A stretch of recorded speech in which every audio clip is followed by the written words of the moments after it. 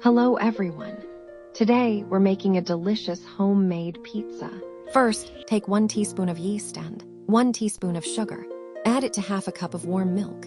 Mix it well and let it rest for 10 minutes. Now in a bowl, add 1.5 cups of maida. Pour yeast mixture into it. Add half teaspoon of salt and 1 tablespoon of oil. Knead the dough well. Once it's soft and smooth, spread a little oil on top and cover it.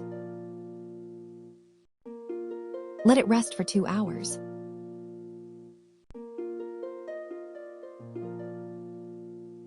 Prepare toppings: mozzarella cheese, tomato sauce, fried chicken chop, onion, capsicum, and sausages. Divide the dough into 4 balls. Roll each one out using some flour. Sprinkle some flour on the surface. Flatten it nicely and place it on a plate or tray. Make small holes using a fork. Add some cheese, then your toppings. And don't forget more cheese on top. Now bake it in a preheated oven at 180 degrees Celsius, about 20 to 25 minutes. And here is our cheesy, yummy homemade pizza. Thanks for watching.